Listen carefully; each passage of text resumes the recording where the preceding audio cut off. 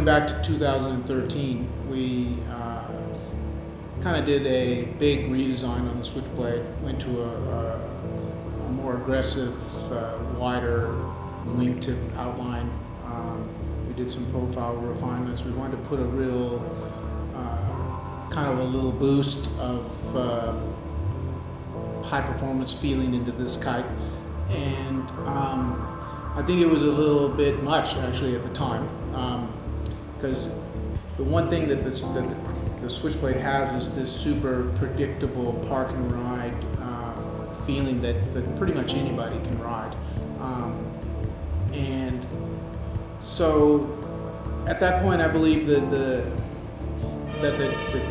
that kite was one of my favorites to ride personally, but I think that we maybe lost a little bit of that super park and ride feeling. So back in 2014, we rebroadened the kite. We did more refinements to the profiles, and we got back that super powerful, predictable pull that Switchblade is famous for. But we're able to maintain the ability to stay light in the steering and fast, and so we kind of got the best of both worlds.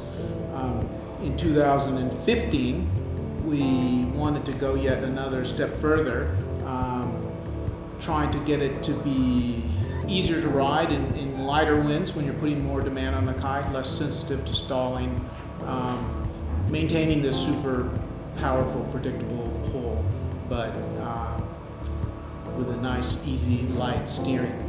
One thing we did focus on is getting a little lighter bar pressure and a little better steering, and the ability for the kite to climb uphill quicker, meaning that if you do oversheet the kite for some reason, you're a beginner and you're choking up on it, the recovery time is quicker. You unsheet and the kite responds quicker, and it flies back to 12 o'clock really easily. So,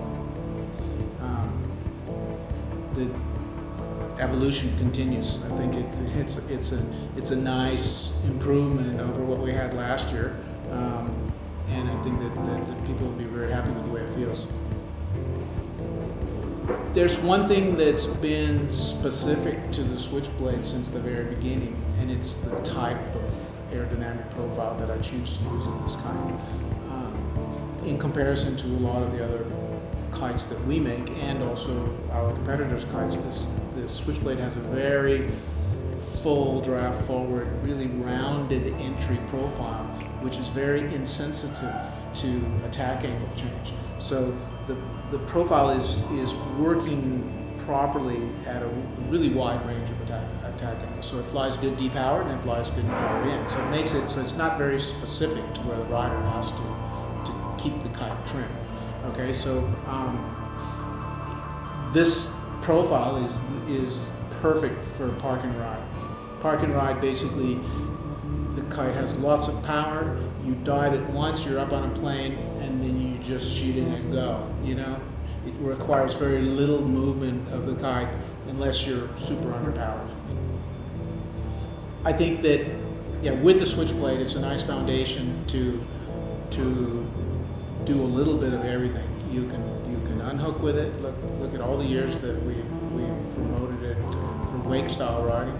It's a great wake style kite, but it's fast and nimble enough to be good in surf. It's surprisingly good on foil boards. A lot of guys raced on them up until recently, but at this point it's not registered, so it's not a full-on racing kite. But it's powerful. The big sizes get you going in light winds, and you can do just about